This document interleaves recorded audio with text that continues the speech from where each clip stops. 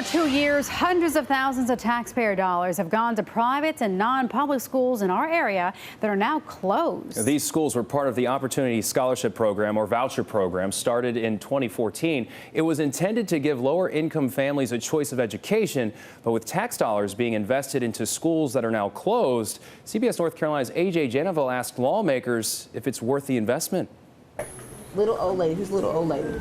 No. Oh, no, I know. Turquoise Parker teaches 3rd grade at Eastwood Elementary. She's been doing this for the last 6 years. Parker comes from a long line of educators, but she's had doubts and even considered changing career paths. I love my kids so much, but maybe another career or another path would be a bit more financially, economically sound for my family and I. Parker pays out of pocket for many of the things she brings to her classroom. She tells me funding in North Carolina public schools is already low, and the last thing teachers need is tax dollars going somewhere else in the form of vouchers. I understand you might think that you're supporting kids and doing what's best for them, but really you're just hurting kids. Like, you're hurting them. Many educators feel the same way. We have great concerns as far as funneling, taxpayer dollars into a school structure that is not public. Mark Jewell is the president for the North Carolina Association of Educators, a group that works to unite and empower teachers throughout the state.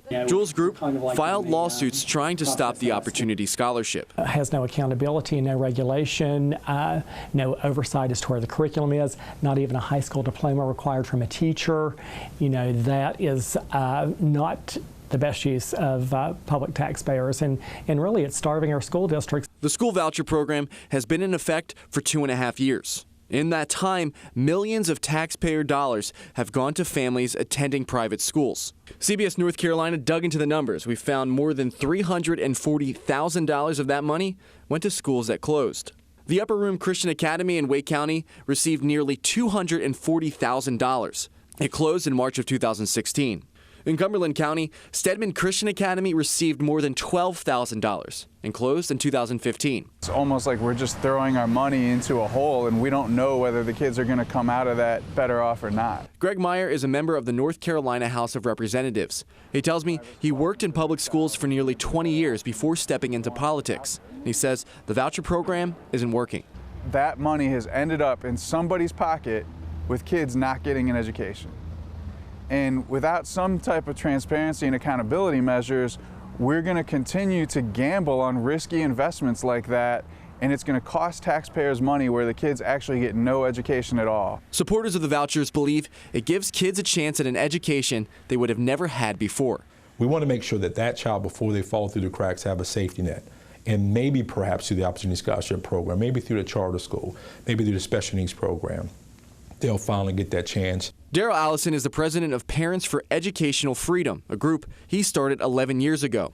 He says the dollars used for the voucher program are going back to the taxpayers. We really push against the criticism that this idea of we have money all out there for low-income families and there's no accountability, there's no transparency as to what's happening. Oh, yes, there is. Under the law, the schools that receive vouchers must meet certain standards, including accountability in finances, administration, academics, as well as anti-discrimination.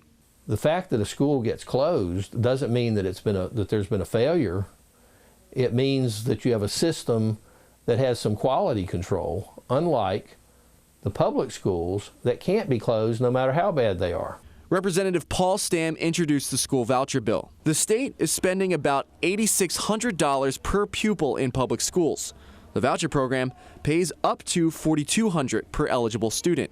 Stam says the voucher program is a popular success. Almost 100% satisfaction from that first group of students. And the second group, again, a huge number of renewals that parents are saying, yes, this has really been good for my child. Tiffany's TED Talk was about what? The teachers like Parker argue that money is being diverted from public schools and won't reach the students who can't get into the voucher program. Reporting for CBS North Carolina, I'm AJ Janeville.